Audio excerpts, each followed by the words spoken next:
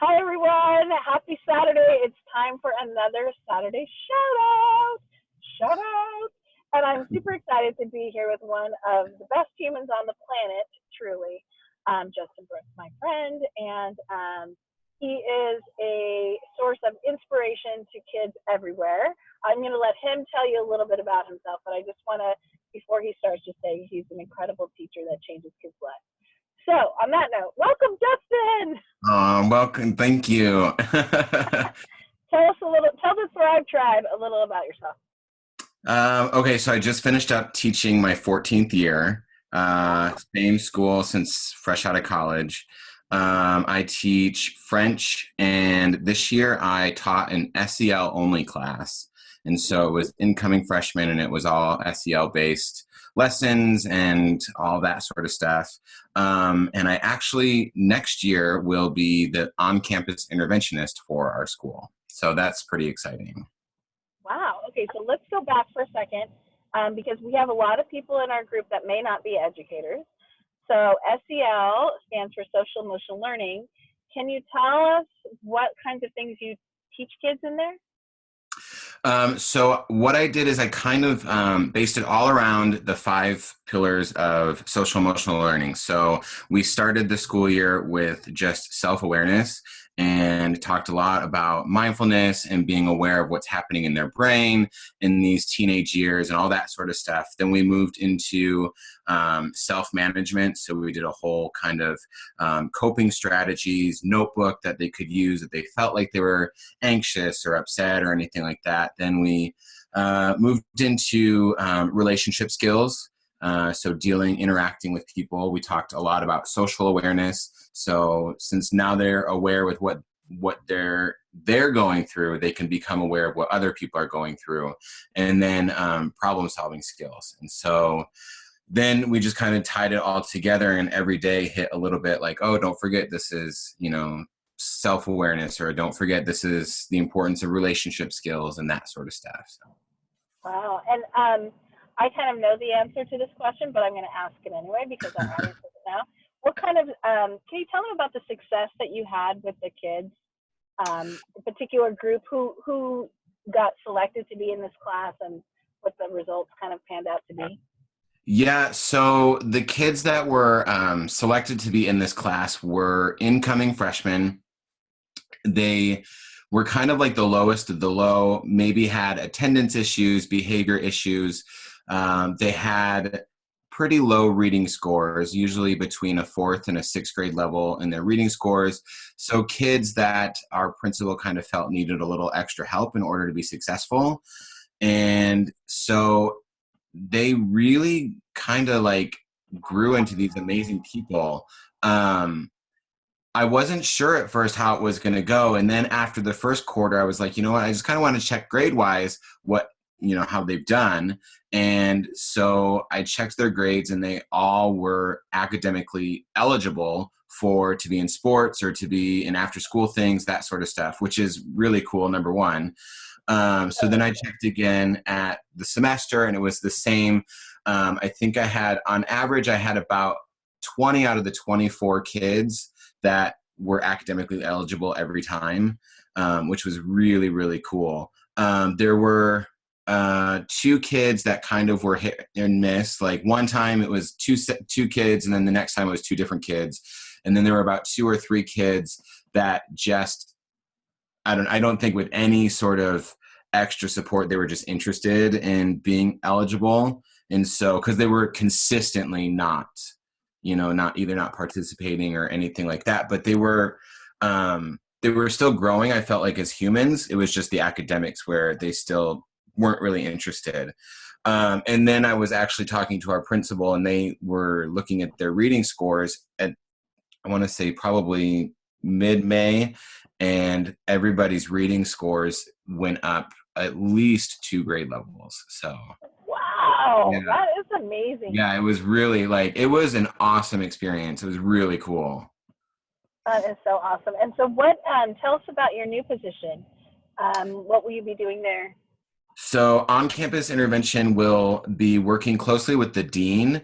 We've kind of discussed, and it's almost like for anybody that's familiar with the whole PBIS, MTSS sort of structure, we view it as almost like a tier 1.5. So everything where teachers may have tried everything they can think of in the classroom and it still is not working, but it's not severe enough to be sent to like a tier 2 intervention, where that's where I would come in. So I would work a lot with social emotional skills, also doing mediation, circles, working one-on-one with students, or usually in like small groups, 2 to 4 kids at a time, anywhere from 3 hours to 3 days.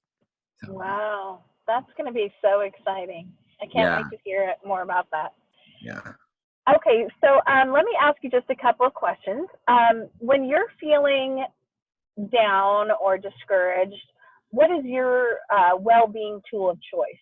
You know, whether that's, you know, mindfulness or gratitude or forgiveness or running. What is your what's your well-being tool of choice? I think my go-to is meditation.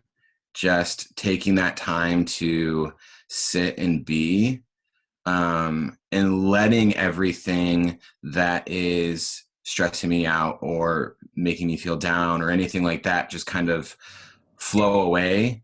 Um, a lot of times people equate your mind to a river, and so thoughts come up and thoughts float away. And so I just kind of imagine that these negative things or these things that are making me down just kind of float away, and then by the end I'm usually um, back to my normal self. Mm, okay. What are some things that you think are good about having a group like the Thrive Tribe? um, Gosh, I feel like there's a lot. I think number one, there's just that collective goodness. I feel like we are inundated with all the negativity, the classic "if it bleeds it leads" on the news. Oh, And yeah. and so we're just all the time surrounded by negative things in our world nowadays, and there's really no escaping it. So like having a group like the Thrive Tribe is nice because it's like you see all these people that are really in the world just to be good and to spread that goodness and that kindness and all of that. So I think that is the best thing about it. I love that. I love that we can easily be jaded by all the negative, right? And Right. so Yeah. that's just a neat perspective to look at it that way. Thank you. Okay, so here's some random questions. Okay. So you have just been asked to be on the Tonight Show, which is almost as good as being on this show. And you know they play music when you come out. And so, what song represents you? What song is playing as Justin comes out? What's the Justin song? um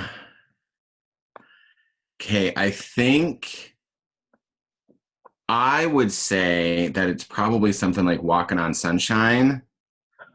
I love it. I feel like my friends would probably say, Diva by Beyonce might be playing then. So I think either of those two. I love it. I love it. If you were to describe yourself as a car, what car would be the best metaphor for you?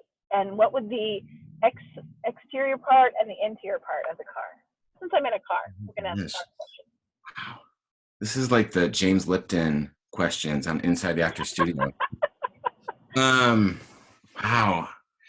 I don't know. Probably, I don't know. I would say like a 1930s Rolls Royce soft top convertible, like something classic, um, but still sporty, so you can do the nights out, or you can do the wind in your hair if you want.